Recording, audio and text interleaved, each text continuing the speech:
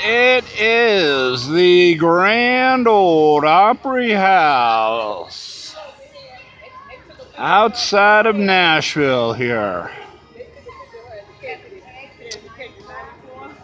This theater opened in 1974 and it was built to replace the shows at the Ryman. The Grand Ole Opry radio shows became so popular at the Ryman that the 2,200 seat Mother Church couldn't hold the crowd, so they built this. And it opened in 1974, doubling the size of the Grand Ole Opry Theater, where the Grand Ole Opry radio broadcast made by WSM certain nights of the week could accommodate more people. Today, of course, every night of the week, this theater entertains visitors to Nashville and the Nashville area. I'm not sure about the Grand Ole Opry itself. I don't know if they broadcast every night out of here. It may be certain select nights that WSM broadcasts the Grand Ole Opry radio broadcast out of here. But I know that looking at their schedule, these guys at this theater are booked every night. There's some star in there. In 1974, as I mentioned, they opened this with Richard Nixon entertaining the crowd on the piano. And it's been here ever since. Part of a complex here that has grown to include a mall and a convention center, a huge hotel, which I was told by one of the traffic people at the mall or at the hotel.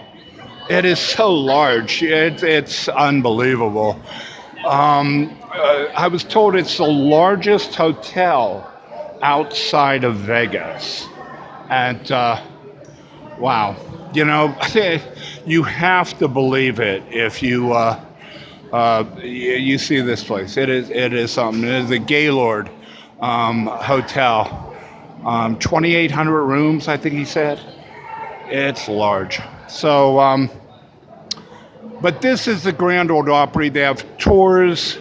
House is the Grand Ole Opry House. They have tours during the day, and then the shows at night. There is a birthday celebration coming here tomorrow and the next day. To the plaza here somewhere. Here. They're going to have live music all day for the next 2 days. Here for the weekend. Celebrate the Grand Ole Opry. If you recognize the name in the the voice in the background, it's Dolly Parton. She has an exhibit here at the Grand Ole Opry House.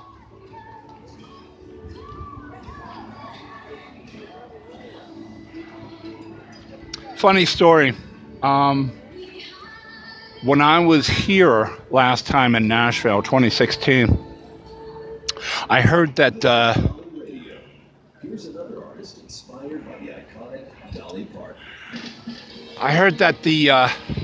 that a bucket list performer was coming to the Grand Ole Opry, Justin Moore. So I went and bought tickets to see Justin Moore at the Grand Ole Opry. The night of the show, I went to the Ryman Plaza, and I was about 30 minutes away from showtime, and I couldn't figure out why nobody was around the Ryman.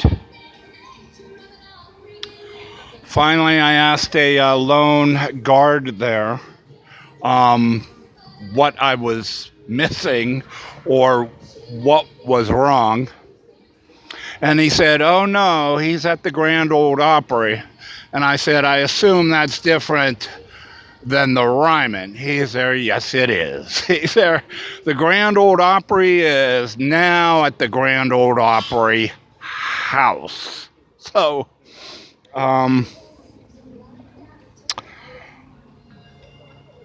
say the least, I was disappointed. But I had learned a lesson at the Grand Ole Opry House and the Ryman Theater are two different venues here in and around Nashville.